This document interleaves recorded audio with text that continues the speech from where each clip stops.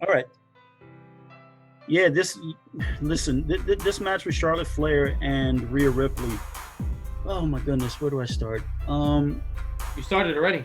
This match, no. This match was brilliant. Like it was brilliantly done. All right, it was an outstanding match. Both women brought their A game. It was perfectly told, beautifully told. The thing about it is that this particular match, the wrong girl won. Here's the deal. Listen, they told the match beautifully. Listen, Charlotte Flair's the incumbent champion. She goes in, she's basically punking out the young champion. She's trying to do it.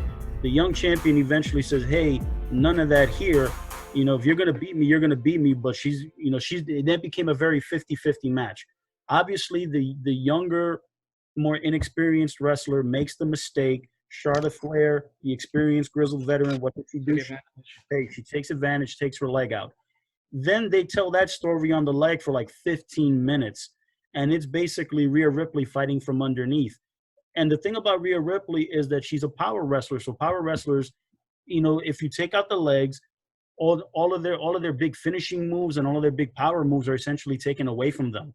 So Rhea Ripley had to, she was fighting from underneath. She was moments where she's fighting on the mat, continuously coming back and fighting, much to her credit. And she gave Charlotte Flair everything Charlotte wanted in this match. Like, it was very, very even the way the match was going to be picked out. I just think that the wrong girl won. Here's the deal. Rhea Ripley had been established for the last, I don't know, at least the last 6 months, where Rhea Ripley was being positioned and established as the top female star on the NXT brand. Now, Shayna Baszler was the dominant champion, where she was basically just taking everybody's lunch left and right until she ran into Rhea Ripley. And every time that Rhea Ripley got her hands on Shayna Baszler was flat on her back, and then in a one-on-one scenario. If ever Rhea Ripley was outnumbered, then yeah, Rhea Ripley was going to be laid out. But one-on-one, Shayna Baszler was left on her back every single time. What is that doing? It's establishing Rhea Ripley as the dominant new star. This match would have made much more sense. Again, Charlotte Flair losing does not hurt her. Putting the championship on Charlotte Flair. Listen, you could presumably think that, it's going to bring more star power to the NXT title, put it in, have her be featured on NXT, and that it's going to bring more eyeballs to the show. I don't think it does. I think what it does is that it actually cools Rhea Ripley down to the same position that, unfortunately, WWE did with Asuka a couple of WrestleManias ago when she lost to Charlotte and she tapped out. And essentially, they cooled Asuka down. Asuka was undefeated for 2+ years on NXT and in her initial run with WWE. And then they put her in there. She loses to Charlotte, taps out, and then all of a sudden, Asuka was like in limbo for a long time, up until about a couple of months ago when the whole Kabuki Warriors thing really kind of came together. And then it's kind of like she's getting her feet back underneath her. And that was 2 years later, if not longer. I was like, with Rhea Ripley, it's like, yes, Rhea Ripley's 23 years old. Like, if she's got to spend 2 years being in limbo, it's not going to hurt her in terms of longevity. But I'm like, man, that's money wasted. Because if you put her as the established star on the NXT brand, Charlotte Flair loses nothing. She loses no heat at all by losing to Rhea Ripley. The only thing does, it establishes Rhea Ripley as the top star. Then she goes back to NXT. She could work. Then they can build up Io Shirai. They can build up Candice LeRae. They can build up Bianca Belair. They can build up the women that are wrestling in NXT UK if they want to bring them into the US and have them work against Rhea Ripley. It's perfect storytelling. And then guess what? A few months later, Charlotte Flair comes back, and then she beats her. Because now she's the established star. Now she can lose the match, and then if they want to move her onto Raw or SmackDown, that's perfect. You can do that then, because you've finished telling the story of Rhea Ripley as the established champion on the NXT brand. Giving the belt to Charlotte Flair is kind of like, if NXT was around when Hulk Hogan, was like, oh, well, Hulk Hogan's not the world heavyweight champion anymore. We're going to put him now on NXT. It'd be silly. No. Charlotte, listen, Charlotte could basically be not in the title picture, and I think that this might be an issue of Charlotte's this major star, and on Raw and SmackDown, the stories that are being told with the champions are not involving her. So if we bring her to NXT and make her the champion, then you can tell some stories around that. But the thing is that I saw the match that she had with Bianca Belair, and even though it was good, it was very clear that Bianca Belair was a step underneath. And that match in itself did not necessarily bring Bianca Belair up, and that at least not that one match. If they rematch again and they can build her up and have a match with Charlotte, that's fine. But the thing is that there's no one else underneath in the NXT brand right now besides Rhea Ripley who I would want to see beat Charlotte for the title. And I just think that it might have made more sense to have Rhea Ripley win this match, establish her as the star, and then have her start working as the established champion, with all the girls on NXT, and then from there have Charlotte come back later. Or, as Julio mentioned earlier, if she would have lost this match tonight, do not tap out. You pass out. Have the referee count your shoulders, something. But you got to make Rhea Ripley look tough even in losing. Because what you do is that you can tell the story of like, yeah, she gave a great effort. Listen, dude, you gave up. You tapped out. Yeah. The thing is that it doesn't make her look weak, but at the same time, it's like, listen, Charlotte does not need to have all these emphatic wins against all the up and coming stars, because even though this isn't her saying, oh, this is how I want to win. It's the way that the matches are booked. But man, it's just like my fear is that now with Rhea Ripley is like, how do you tell this story? What's the next story that you tell? It's not like Charlotte cheated. It's not like she did something underhanded. She beat her clean. Now you're going to have to basically what story she's going to have. You're going to have to begin rebuilding Rhea Ripley, and you're not building her from square one. You're certainly not. She's got a great foundation underneath her, but at the same time, I just thought that this would have been a great crowning moment for her. Give her that moment, and then Charlotte Flair can easily show back up on NXT and say, yeah, you got me at WrestleMania. Do it again. Beat me again. And guess what? That's when Charlotte wins, and Charlotte cheats. Because damn it, like it's not that hard. It's not that hard. Are you gonna cry? Are you gonna cry, Lou? Gosh, it's not that hard, man. I agree. No, I agree. I hear your voice cracking. All they did was bury the NXT brand itself. They had Baszler lose on yesterday, and they have Rhea lose today. It looks like the women of NXT are weak. But Shayna was not going to win.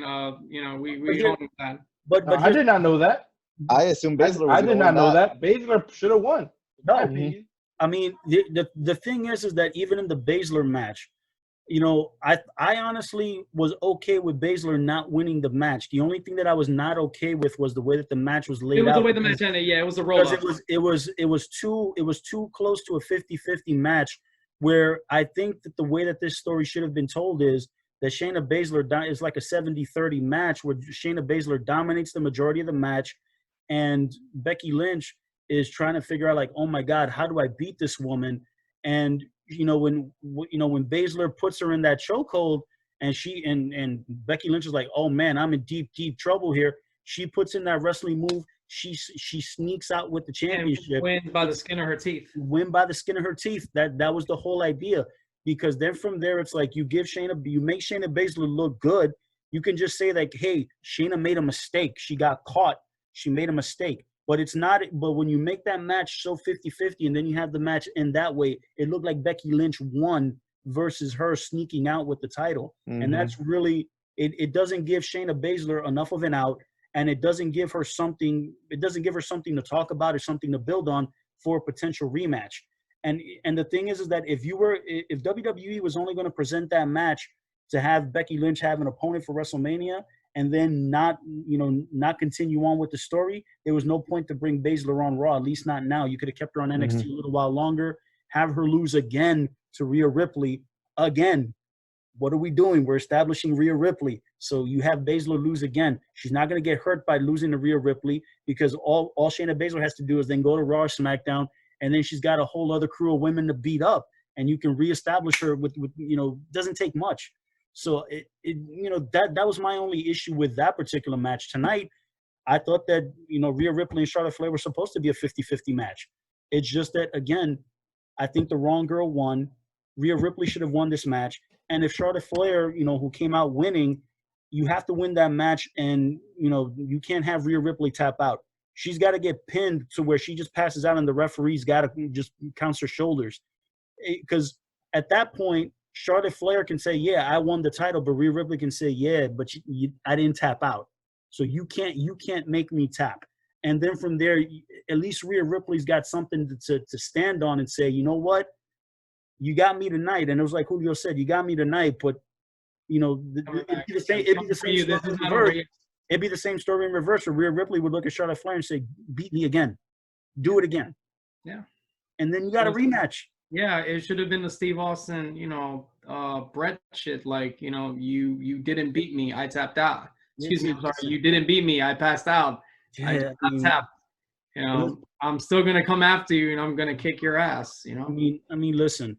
Sometimes with wrestling matches, the way things get booked, listen, it can go either way. It's just a matter that this was the kind of match that just frustrated me because, sometimes when you're trying to establish, young talent for the future, listen, the talent like Charlotte Flair, she's made, man. She's like Teflon. She could lose matches to everybody for a year and not get hurt. And I think in this particular case, it may end up hurting Rhea Ripley the way that she lost. Again, I always say sometimes it's not a matter of if you win or lose, it's how you win or lose. And I think that tonight, Rhea Ripley lost. I'm not happy about it because I'll always say that she should have won tonight. But at the end of the day, if you're going to put the belt on Charlotte, that's fine. But you got to make Rhea Ripley look strong. And having her tap out, you could say, oh, she lost to the best. Okay, that's great. But that's not the point. The point is that you want to make Rhea Ripley look somewhat Herculean to keep that goodwill that you've been establishing for the last 6 to 8 months with her on NXT. Because guess what? She's going to have to go back to NXT, and she's still going to have to be viewed as the top woman on NXT, even though she's not the champion. She's going to have to be viewed as a credible challenger to Charlotte Flair. And if Charlotte looked up and said, yeah, I went to your house, I made you tap, then why should I give you another match? And then that's how you can kind of tell the story, but you'd have to rebuild Rhea Ripley all over again instead of having a ready-made rematch by just saying, yeah, you beat me, but I didn't tap. Try beating me again. Do it again. I dare you. Try. And you already have an established rematch. You don't have to go through some of the motions that they're going to have to go through with Rhea Ripley to kind of get her back to a rematch with Charlotte Flair. So, the match was fantastic. I loved it. I just didn't like the finish. Yeah, no, it was great. Did you get that out of? That's so funny. Please. Oh, hey, Vic, we didn't get your take, man. What's your thoughts? Yes, you did. But I will say this. Oh, okay. I will. It was a long time ago. I will say this. WWE, any other company can get away with shit like this, where it doesn't necessarily matter who wins at the big show because you can always fix it. But WWE has taught us there's no fixing this. It's gonna be really fucking hard. What, they're gonna fix it the way they fixed Braun when they didn't pull the trigger on Braun? Now he randomly gets the belt and no one cares, no one gives a fuck. As a matter of fact, people are like upset that he won the belt. Like, why? Why is he winning the belt now? Same thing happened to me with Shayna. I wasn't upset. I was shocked.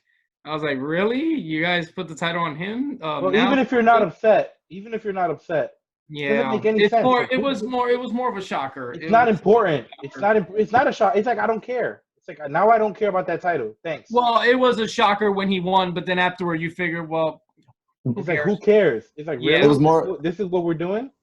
To me, it was more. Oh, Goldberg's contract's up, so we have to take the belt from him. That's how I took that. I hope that's what it is. I hope that was the reason. I hope that's what it is. We hope. That's what made the most sense to me. As soon as I seen it, I was like, that makes sense because Goldberg's deal's done. Yeah, because this didn't make more sense, which is why I found it as a shock. I'm like, wait, this doesn't make sense. What the hell is going on? Mm-hmm. And then afterwards, I said, well, who cares? He has the title now. There's nothing that we can do. I just hope that they, they keep it hot. But the beauty of it is with the Universal title is that since the Universal title has not really been it hasn't been too heavily featured in terms of having a really established champion. Because it went from the Fiend to Goldberg, now to Braun Strowman. I think the WWE may have an opportunity here with Strowman to rebuild him, but instead of rebuilding him underneath and then putting a strap on him, this isn't the most ideal situation, but they can put they put the strap on him. Now they can actually rehab him well as the champion. I think the WWE has a really good opportunity here with Strowman to rehab him, and even if he's a short-term champion, if they rehab him well enough, then even after he drops the title to whomever he drops it to, they would be able to rehab him enough to where they can now kind of put him back in good solid footing and not kind of have him bouncing around, like a rubber ball from one program to the next. Just kind of keep him, keep him special, because he really is special. And I think that now they have an opportunity. I think that not the most ideal situation, but WWE has a great opportunity now with Braun Strowman to rehab him as the Universal Champion, and hopefully not only establish the championship, because this would be an opportunity to establish somebody, a WWE superstar not named Brock Lesnar, as the Universal Champion, and then really do some good work with that championship moving forward. So I don't know. I think it's not, like I said, not the most ideal, but a good opportunity. Hopefully they have plenty of, they've booked themselves into plenty of fucking opportunities right now. So they gotta fix Braun, they gotta fix Shayna, they gotta fix Corbin, they got who else? Or Rhea, and they gotta fix Rhea. Fix them all. Well, here's the thing, right? Fixing Braun is not. It probably won't be very difficult, because of him being the champion, he's going to have a lot of featured matches. With Baron Corbin, they're going to have to do some work, because it was a bad loss to Elias. It was just a poor booking decision. Look, after that loss, I'm ready for Baron Corbin to chase Gronk for the 24/7 title. He's on the chase. Yeah, you know what? He's on the chase. Man, that's rough. Well, get ready. Yeah, and I mean, listen, with Rhea Ripley, Rhea Ripley's not going to be a difficult rebuild. It's just a matter that it's going to take time, and I think WWE squandered an opportunity to make a megastar with this match. They're going to have at some point. I hope that they make it good. Where whether it be at an NXT Takeover show or at one of the main WWE pay-per-views down the line. Yeah. To really reestablish Rhea Ripley, because man, it just left a really bad taste in my mouth. But they can rebuild her. It's not an impossible rebuild. They've painted themselves into far worse corners. I just think that this might be a matter of trying to placate Charlotte Flair and have her really be an established champion, because she hasn't really held the title in quite a while. And, this might be a way to kind of showcase her as the champion that she is. But, man, I don't know. I just felt that it was a squandered opportunity. You could have done so much more with Charlotte Flair coming back and saying, hey, you beat me once, try doing it again. And that could be like a very Ric Flair-ish type thing to say, yeah, you beat me once, let's see you do it again. And then when you try doing it the second time or the third time, it becomes a little more difficult. And, obviously Charlotte will learn from the loss. And then obviously, again, she'll have to do something underhanded. I just thought that tonight it was like she won, but it wasn't a heelish win. She won as like, just doing what anybody would, take advantage of a mistake and beat her clean. And I'm thinking that you got to make it look more vulnerable. And the vulnerability is that Charlotte, with all her vast experience and all her knowledge and all her skills, couldn't beat Rhea Ripley clean. She has to do something underhanded. And, then from there I can accept that loss. But I don't know, man. It's not going to be a difficult rebuild, but it's just going to take time. And I think more, that it's going to be a waste, because it's just, there's so many wonderful female talents on NXT that, you could tell so many stories with Rhea Ripley. And it just seems like now you want to put Charlotte Flair in that spot. And with Rhea Ripley, she could be the established star, but the difference in the elevation between her and the other girls on NXT is not, at least the perception is not as bad as it would be with Charlotte Flair, where Charlotte's been like, You know, you got somebody who was the main event of WrestleMania last year in the first female main event, and now she's basically the champion for what is perceived as the developmental territory. So it is that, and the level now for the NXT girls against Charlotte Flair, them and Rhea Ripley would look like this, and then with Charlotte Flair, it starts looking like this. And it's like, okay, these girls are going to have to really step up their game to work with Charlotte. Rhea Ripley did it tonight. That's the reason why she doesn't look bad in defeat. It's just a matter that now, you know, you got to rebuild her, and you can't rebuild Rhea Ripley after losing that match against girls in developmental. It's almost like there's got to be a plan for Rhea Ripley to rebuild her in such a way that then she could be seen as credible. And the next time she faces Charlotte, please, WWE, please, please, please, book her to win. Vince, you hear that? Please, por favor.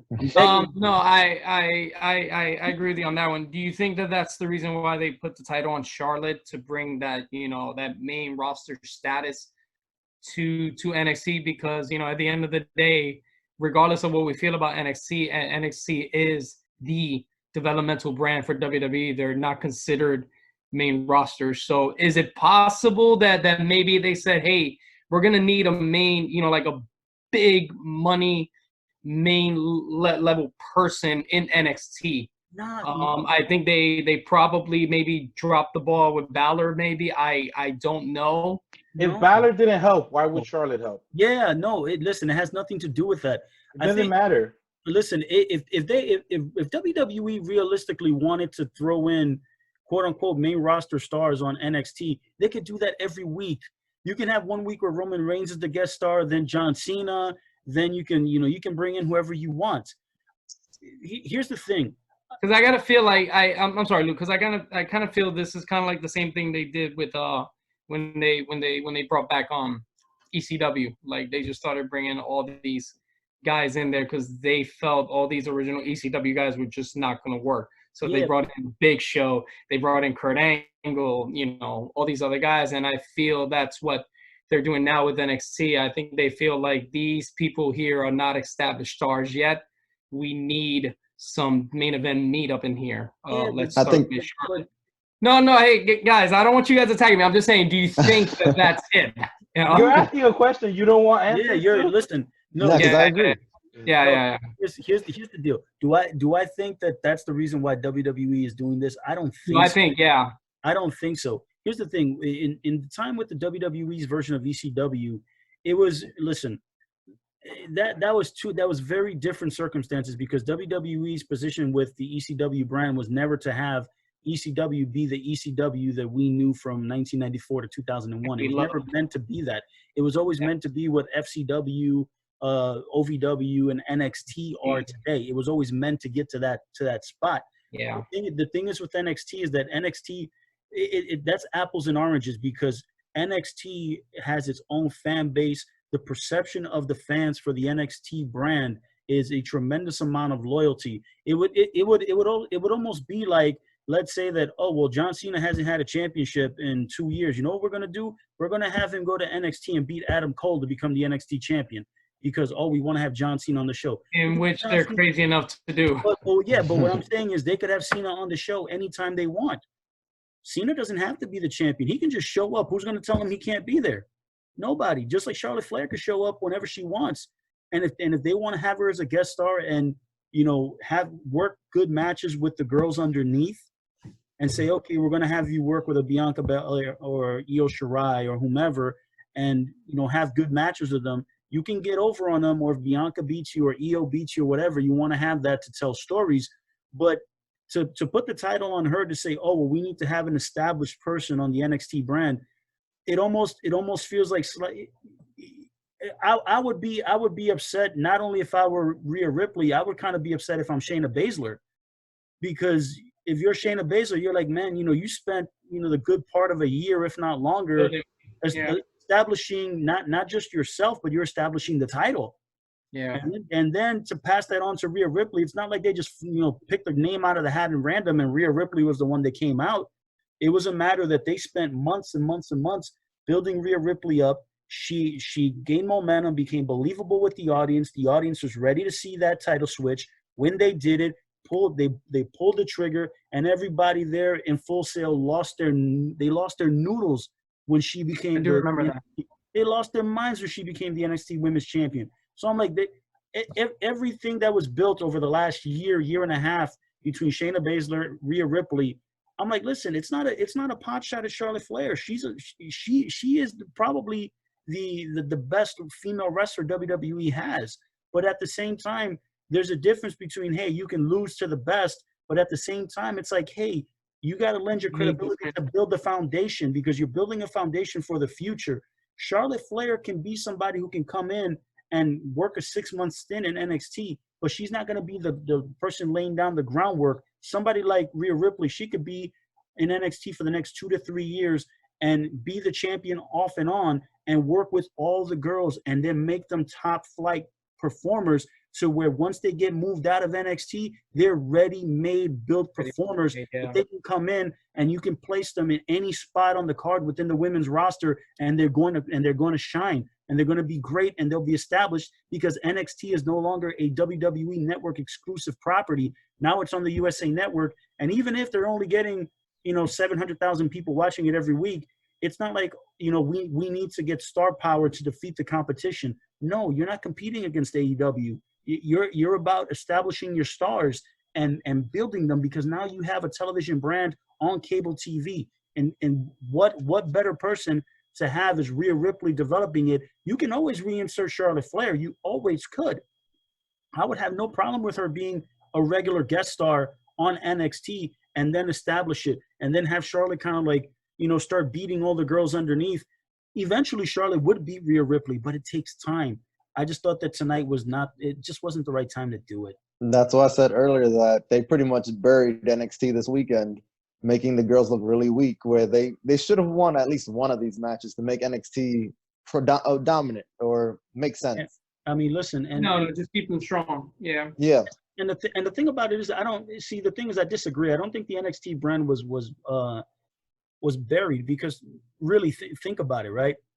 When you start looking at you look at up and down the line of all the women that were featured this weekend at WrestleMania, almost all of them came through the NXT system. Almost all of them.